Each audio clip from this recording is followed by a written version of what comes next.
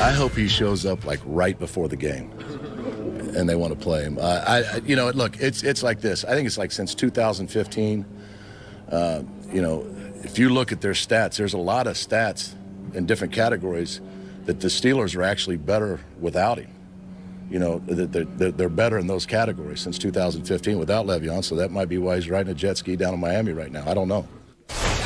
Shannon, it's a bold statement. Do you agree? No.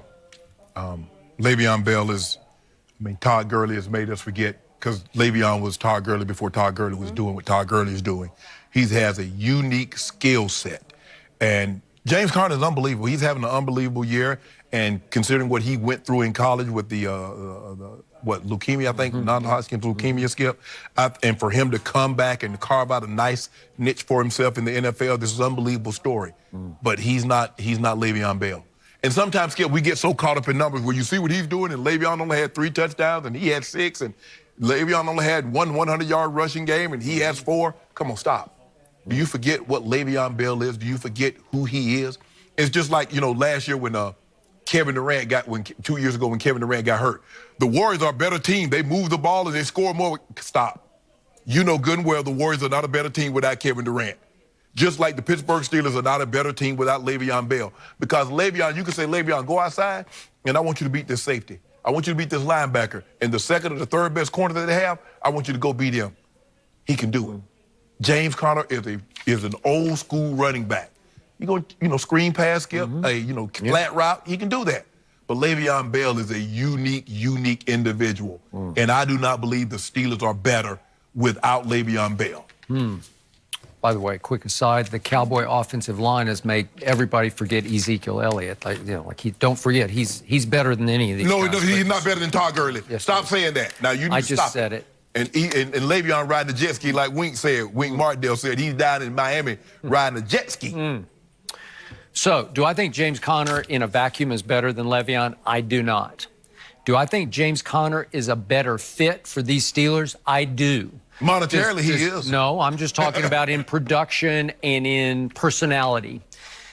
James Conner will give you an honest day's work every Sunday. He just comes and he keeps his head down, and the numbers are the same. He's actually a little better. We don't need to go through all of them, and you can say you can make stats dance however you want to make them dance, but again, James Conner hasn't been bad. He hasn't been a bust. No. He's been phenomenal. He's carried his weight here. Yes, absolutely. And again, I like the fit better because it's hard on offense when you have 2 sort of prima donna superstars in Le'Veon and AB, because they both care about their stats as much as they do about winning. I'm not saying they care about stats more, but it's close with both of them.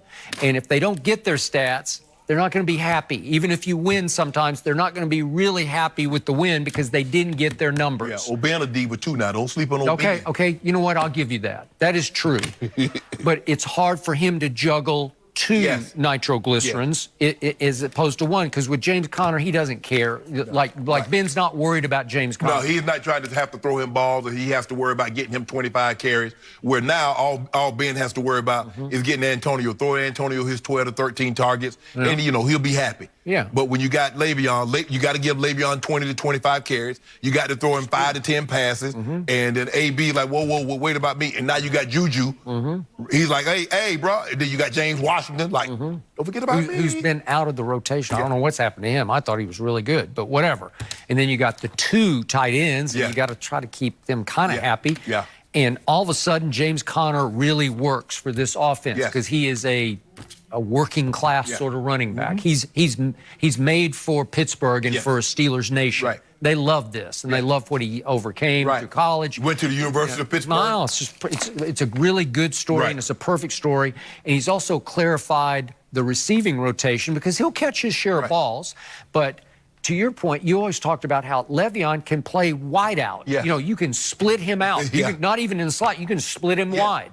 Okay, I give you that. But they don't really need that on an every down basis. And when he says, let me do that, then the wide receivers, what about us? What are you doing to us? Why are you taking our snaps and our taking food off our table? Yeah, okay. So, again, it's clarified the receiving rotation because James Conner's not really a split-out kind of, he'll just catch balls out of the backfield. Well, let me ask you this. You don't think this is coaches speak? So what's he supposed to say? Oh, Wink? Yeah. No, every week Wink puts somebody in the Hall of Fame that they're about to play. Exactly. Remember, he put Baker Mayfield in the Hall of Fame. Exactly. And Baker put him under. He did him in. So what's he supposed to say? Yeah, James Conner's good, but he ain't Le'Veon. Yeah. I mean, Le'Veon, of course he's going to hype him up, make him feel good, and then put that thigh out to him. I don't know about that. You want the case of doing it? No, I do not. Why? I don't care enough about it. Why? Don't worry about it. I mean, see, this is why I will never be able to get my due back, because you won't bet. The only thing you want to bet, I don't care about it. You care about everything. You love football. You're going to be watching this game. I will. Well, don't you want to watch a little bit more knowing you got a couple of cases to do right? Am I supposed to just give it back to you? No, you're not giving it. You picking the Steelers, I'm picking the Ravens. Remember what the late, great Tex Schramm once said about the NFL? That you can't legislate intelligence. So I can't legislate it on this show. You make foolish bets. I can't stop you. No. I can't legislate. I can't make rules that you can't make foolish bets. So I don't make bets on things I don't care about. So what? So in other words, what you're telling me, I'm gonna have to get every case back by betting on the Cowboys, because seemingly that's the only thing you care about. I care about a lot of different things. No, you don't. And Tom Brady. Oh, do we got due on this one? Yeah, we have some other outstanding bets. Oh, you want due on this? Yeah. I'll do one case on There this. you go. Yeah, okay. Yeah. You don't say that with any conviction. I think you just walked right into your own No. trap. I want a case of due. Do you? Yeah, we get it down to 8. After you slept on it, had a vision from above. We got a case of due on Saturday night. We have no due. Hold on, what about LeBron going to Portland? No. In Portland. He already lost there once. Okay, that's what Surely he can get even. That's what I'm saying. That's what we'll get that due. No, sorry. Out. 9 cases. Speaking of that, well, Aaron Rodgers pulled the upset over Tom.